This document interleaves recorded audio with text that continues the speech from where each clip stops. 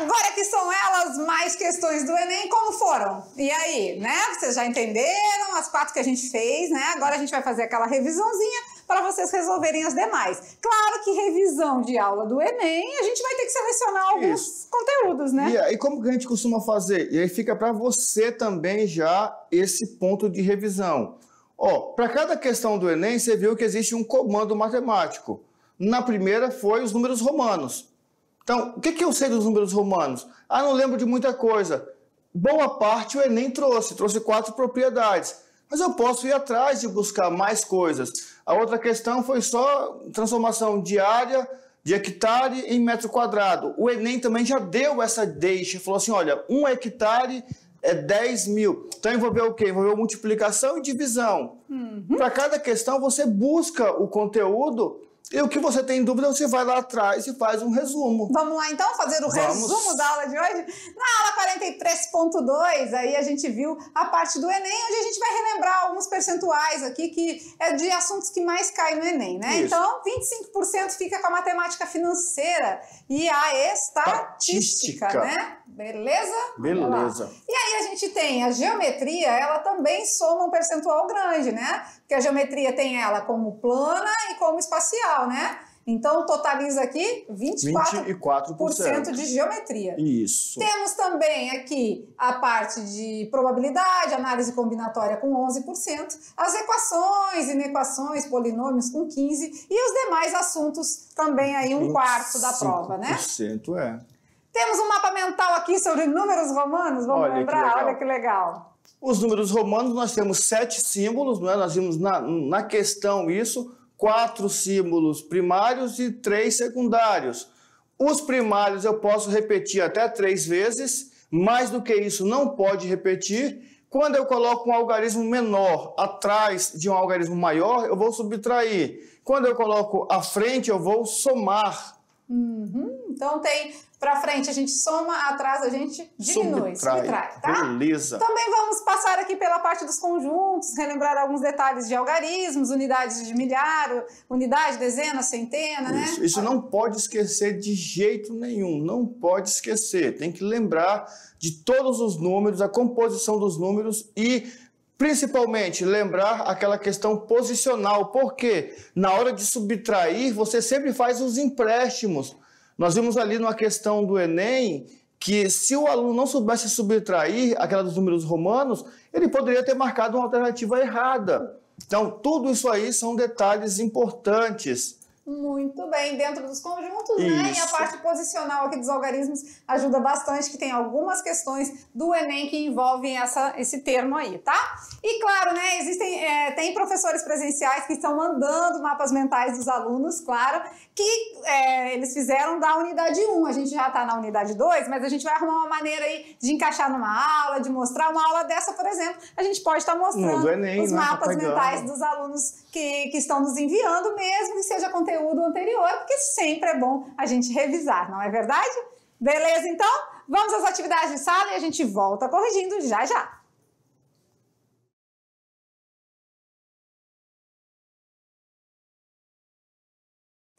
Hora de trabalhar. E aí, foi fácil, foi difícil, como foi? Primeira pergunta. Reuniram-se em grupos para discutir, para conversar, para ver se dá de fazer, se não dá? Sim ou não? Bem, pode reunir em grupo? Pode, a gente falou que pode. Esse é o momento, gente, esse é o momento de conhecer as questões, de aquela receita de bolo, né, de você entender como funciona. Isso pode ser compartilhado sim, para chegar lá na frente e você tá maduro o suficiente para não precisar mais compartilhar, até porque não pode, né? E tem outro detalhe também. Nós vamos resolver para vocês aqui na sala da maneira que nós entendemos, nós fizemos. Se por um acaso você fez de outra maneira e chegou na mesma resposta, na resposta certa, valeu, manda pra gente.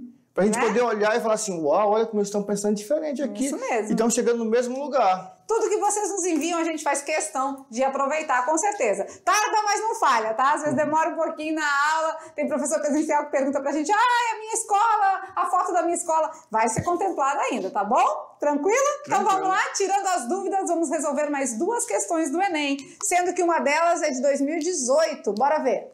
A prefeitura de um pequeno município do interior decide colocar postes de iluminação para iluminação, postes para iluminação ao longo de uma estrada retilínea que inicia em uma praça central e termina numa fazenda na zona rural.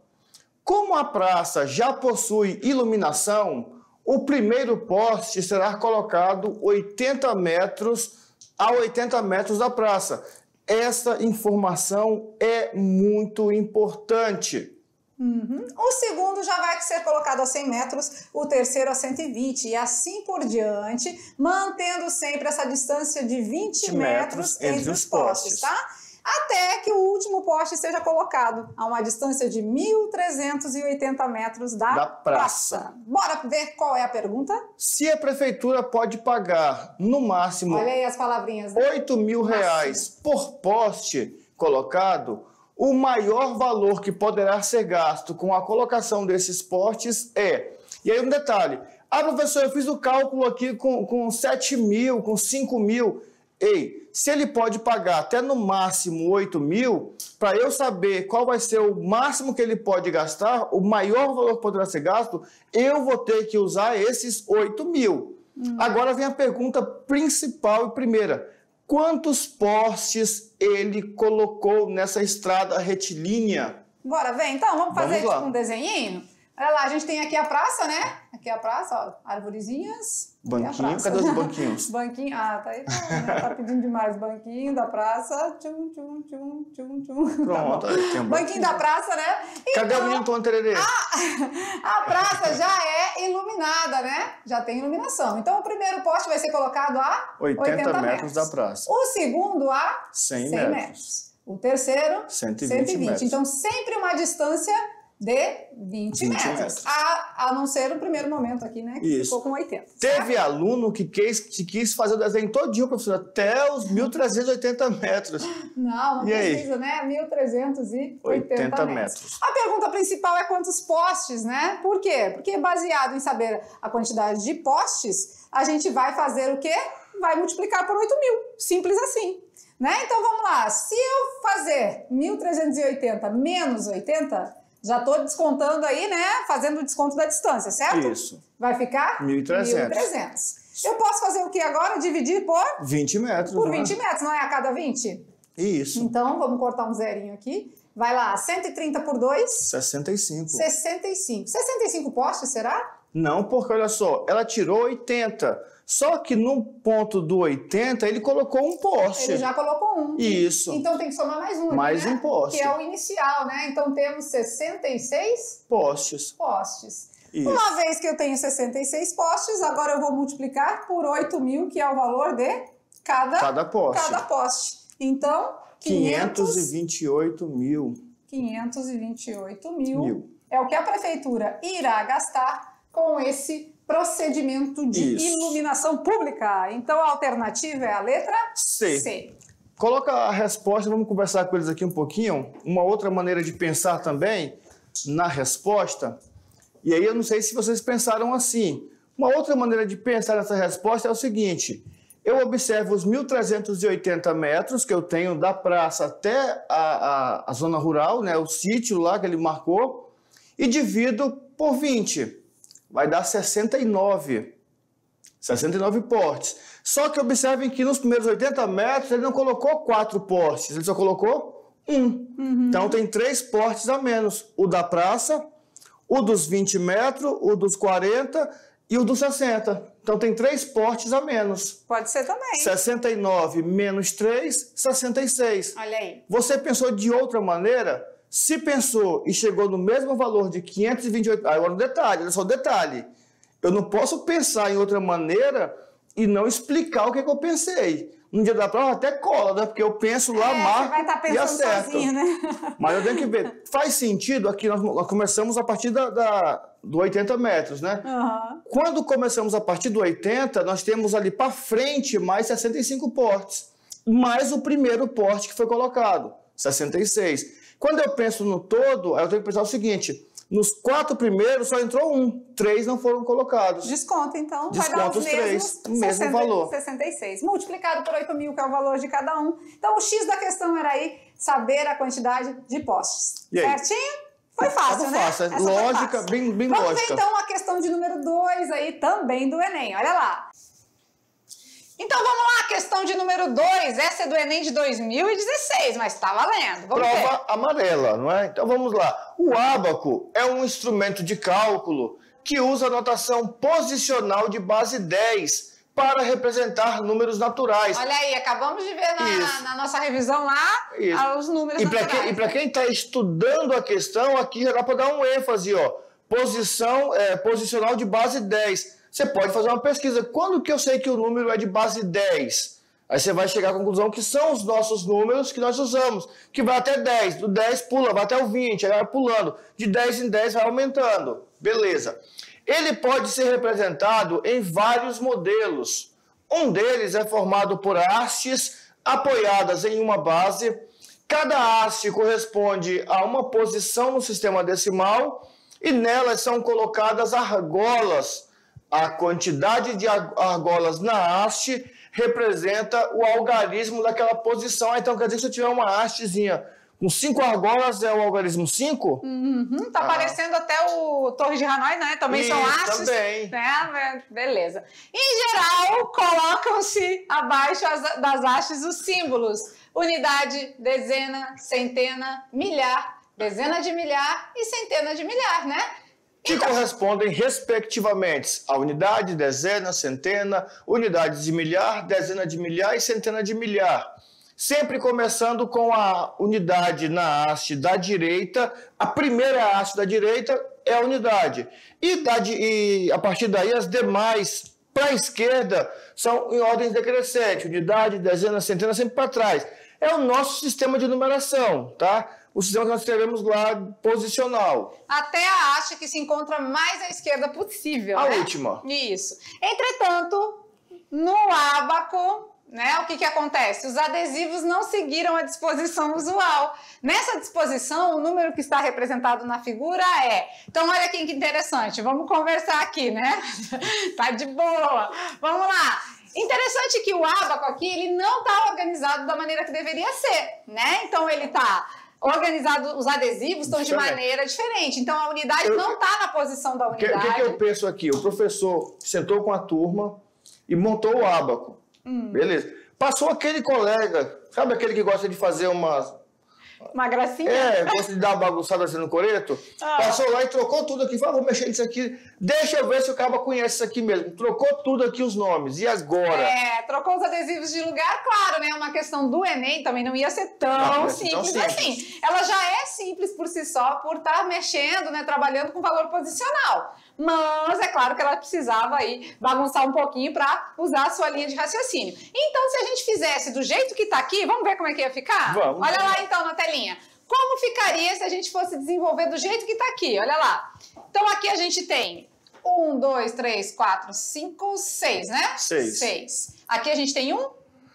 Aqui a gente não tem, 0. Aí, quando não tem, coloca número? Coloca 0. Coloca o 0? Aqui temos 1, 2, 3, 4, 5, 6, 7. Aqui 1, 2, 3, 4. E aqui 1. Então é a letra B. 147.016? É a letra B. Então se a gente fosse marcar a alternativa agora, que muita gente com certeza fez dessa forma, né? Se fosse marcar dessa forma aqui, ficaria errado. Então é o que a gente fala sobre as opções aqui, né? Que uma é o gabarito e as outras são os distratores. Ou seja, distratam a resposta correta pela linha de raciocínio que o aluno teve. E aí tem aluno que fala assim, não, professor, é impossível alguém ter marcado aqui porque está errado. O detalhe é o seguinte, no dia da prova você está com pressa, às vezes essa questão aqui já está lá no finalzinho, então como está no finalzinho, você nem lê a questão, você só olha para o ábaco e fala assim, isso aqui eu lembro. Aí vai lá e marca a resposta. Tudo isso são fatores que acontecem no dia da prova. E aí não dá para julgar o aluno que errou essa questão, falar assim, ele não sabe. Não é, tem vários fatores. Ele pode não ter lido a questão, ele pode estar disperso por algum outro motivo. No meio da leitura, alguém pode ter levantado a mão, fiscal, posso ir ao banheiro? Nesse de olhar para o fiscal e voltar, ele perdeu um pouco a explicação que diz que está fora da ordem. Mas isso é importante, o professor Maurício falou isso, e eu acho bem legal, porque assim, se caso em algum momento você se distrair por alguma coisa, volta no comando. O que é o comando? É aquele momento, a questão pode ser desse tamanho, tá? Ela é extensa, mas é aquele momento que diz o que quer que faça. Isso. E onde isso acontece? Bem próximo das alternativas, né? Ele vai dizer aqui, ó, entretanto, no ábaco da figura, os adesivos não seguiram a disposição usual. Né? Nessa disposição, o número que está representado na figura é... Então, esse é o comando. Aqui está dizendo, de fato, o que você precisa fazer. Então, é só... você se distraiu, volta no comando. E verifica o que é que o exercício está te pedindo, que a questão está querendo, tá certo? Então, dessa maneira aqui, ficou equivocado. Não é essa a resposta correta. E porque o pior tá lá no gabarito. Tá lá no gabarito. Tá lá, letra B. Tá lá nas alternativas, né? O gabarito é outro. Então, nesse formato aqui, ficou fora de ordem. Não é assim, né? O ábaco, ele é organizado de unidade, dezena, centena, milhar, dezenas de milhar, centenas de milhar. Então, a gente precisa organizar isso primeiro para só daí dar a resposta correta, né? Vamos lá fazer? Olha lá, então. No slide, a gente vai apagar isso agora, né? E vamos fazer de maneira organizada, na ordem. Então, primeiro a gente quer quem? A unidade. A unidade. Quem é a unidade? É 1. Então, termina com 1. Então eu já posso jogar fora a letra B e a letra C. Isso mesmo. Depois vem quem? A dezena, não é? Dezena. Dezena, a gente falou que aqui tem 7, né? Então joga fora a letra I.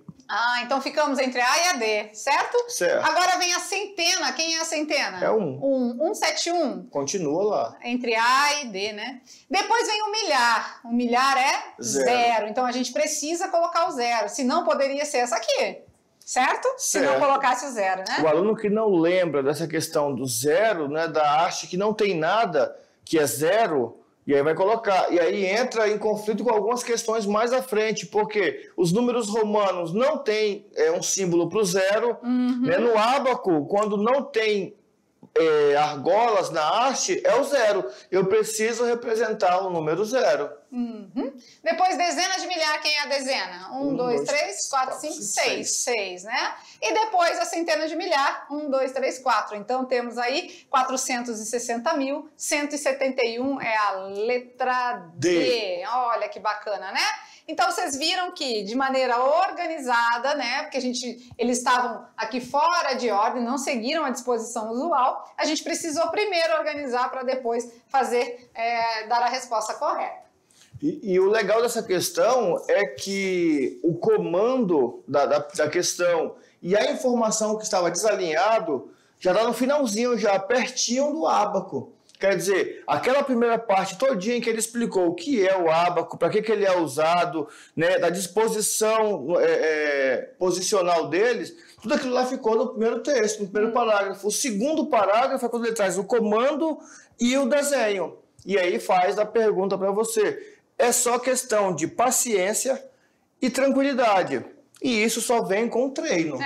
E claro, né? Fizemos aí 6 questões do Enem, não fizemos? 6. 4 na aula e 2 na atividade. Na atividade de sala. Então, olha aí, esse início já é um grande pontapé inicial para você se dar bem no Enem, porque se você seguir nesse ritmo, teremos outras aulas de Enem aí, intermediária aos assuntos, aos conteúdos, a gente vai trabalhar com vocês mais questões. Mas fiquem à vontade para pegar simulados, tem na internet, né? Muitos. Tem as provas. As provas todas. O ideal é as provas. Né? Você vai no site do INEP, está em ordem cronológica, desde 1998 até 2021.